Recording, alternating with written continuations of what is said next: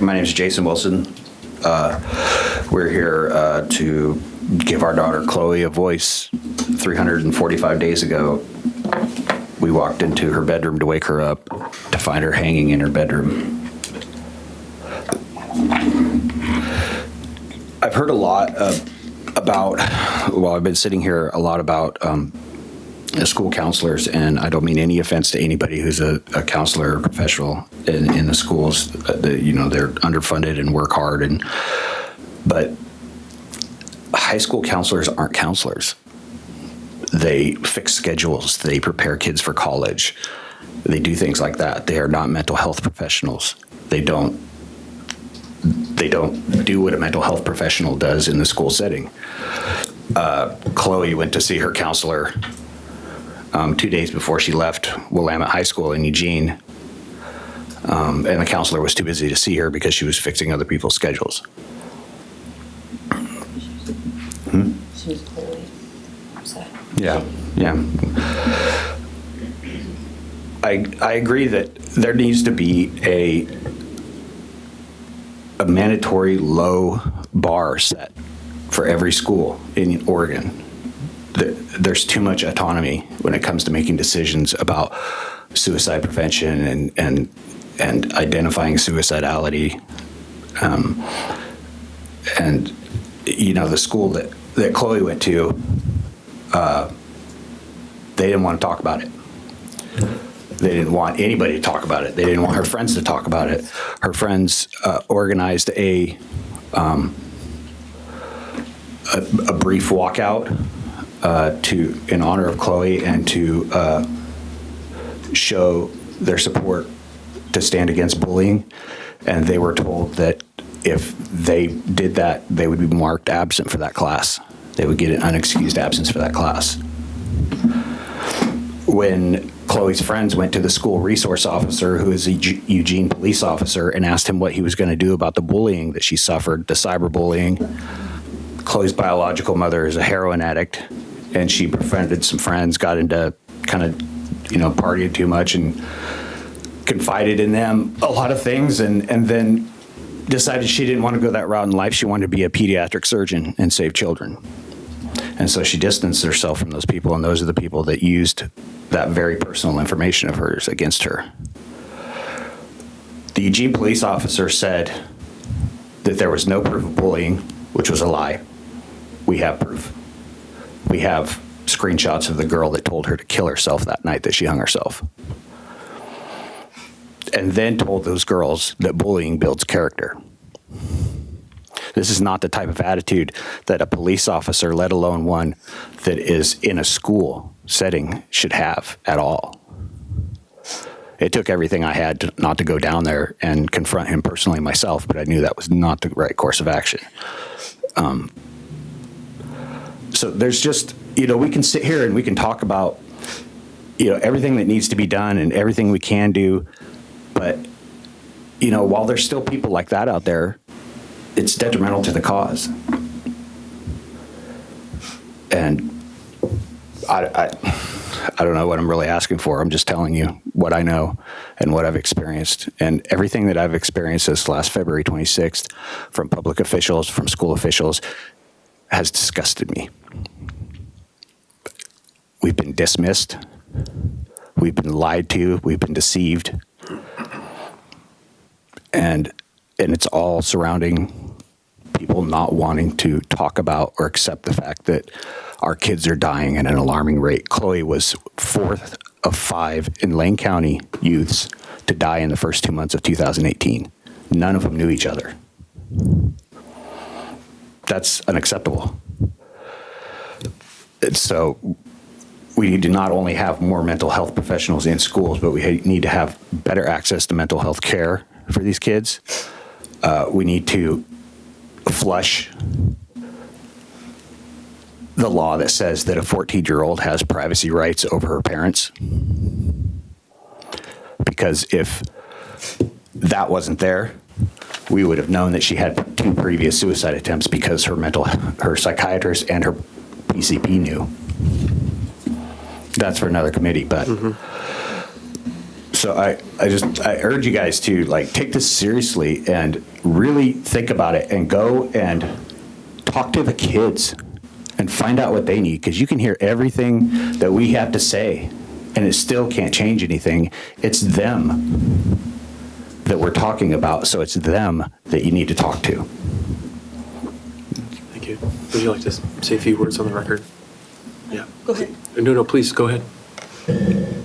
My name is Roxanne Wilson, and I'm technically Chloe's stepmom, but she's my baby. I tried to help her for many years to overcome the trauma that she experienced at a young age at the hands of her birth mother, who was also failed by the system because she had mental illness and she couldn't get the help she needed. So she self-medicated, and she's still on the streets in Eugene. And I am technically the stepmother of an 11-year-old little boy who lost his sister 2 days before his birthday after losing his biological mother. And I'm just mama to him, but here's the thing. I experienced trauma as a child too. And that's why I'm a peer support specialist to help people for mental health. Not in this last year and probably not in the next one, because I have a lot of self-care to do. But the main reason that I survived all of that was because I had access to talented psychotherapists that helped move that trauma from the amygdala in my brain to the processing centers. So during the years when my brain as a youth was plastic enough to make a difference. And I survived. She didn't have that option. I also wasn't the victim of cyberbullying because they didn't have that back then. And I think a lot of times as adults, we want to think that we know better than the kids know. And we understand what they're going through. But this group of children, this generation is going through something that nobody in the history of humankind has ever gone through. You can't close your doors and keep your kids safe anymore. It goes everywhere. Through everyone. Sorry, I get a little carried away. But I took her to all her therapy appointments, and we did self-care at home and healing exercises. And we were trying to talk her into going to this place where they had equine therapy in Bend, Sisters something, and to get inpatient, serious therapy, psychotherapy to move that trauma so she could process it and not have to deal with it at a later date. But we didn't want her to feel like we were trying to get rid of her or push her away or abandon her, so we didn't push. But we didn't know this stuff was continuing to happen at the school because the school kept telling us that they were taking care of it. We didn't know that she was suicidal. We didn't know that she had ever even mentioned it. Nobody knew. We have like tons of videos where she's just happy. And yeah, we took her to process the trauma so she could be free of that as an adult, but never did we ever think that she would not be an adult, that we would never have her grandkids to play with. Never did that ever enter into our decision-making process, and it should have. We should have known there should be way more communication between providers and schools and therapists. The county employed federally immune to lawsuits, by the way. County employed psychiatrists and PCP didn't tell us, also didn't tell her therapist. They didn't talk to her school. Her school didn't talk to her therapist. Her therapist didn't talk to her school. Nobody talked to each other, and they're all blaming the privacy laws.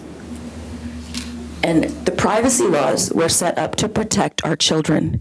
And if it's the privacy laws that is compromising their safety, then the privacy laws need to be changed or altered or at least more clear.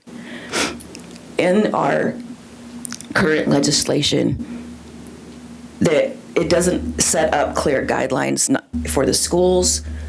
And one of the things that the principal told us when we met with her was that the problem is trying to mediate bullying situations is that they are under the understanding that they can't talk to one set of parents about the other student or this set of parents about this student. And I said, well, I get that, but I'm pretty sure both set of parents would sign a privacy release so that you could all talk as a group and work this out. And that didn't even seem to be an option to them. So the people who are being bullied and the children who are bullying, who, by the way, usually are bully victims, and they're more susceptible to suicide even than the kids being bullied, because they have decided to become numb and become what put them there. And it's a survival technique, because these kids are trying to survive, and they shouldn't have to try to survive without the adults in their communities. And that's what they're doing. So I wanted to say that we fully support all of these bills, actually, especially, well, not especially, but all of them. Senate Bill 52, we support it. And we would like to ask that the schools are not just required to adopt some policy on student suicide prevention, but that there needs to be some guidelines. I was the one that,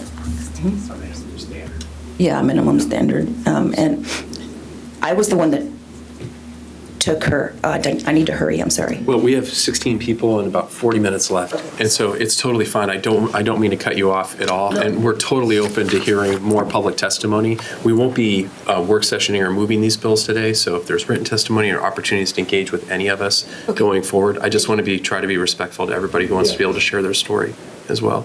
So, but if you wanted to take a few minutes just to kind of finish in your last thought. I just wanted to say that in doing research since in the last year, 2/3 of the students in America are, they have stigma toward people with mental illness. And we probably already knew that, but what we didn't know is that 1/3 of the staff and the teachers have stigma against mental illness, to the point where they don't like the students, they undermine their abilities, and unfortunately, I know of some students personally who developed mental illness, many of them because of bullying. And so then they're bullied, they develop mental illness, and then they're stigmatized, and then they get more bullied, and then, they're set up for failure from the beginning. And I really also just wanted to say thank you to Senator Gelser for taking a big role in helping our students survive. And our children are 50% more likely to die by suicide now because their sister did. And I want to tell you, thank you for helping us make a safer world for them. Thank you.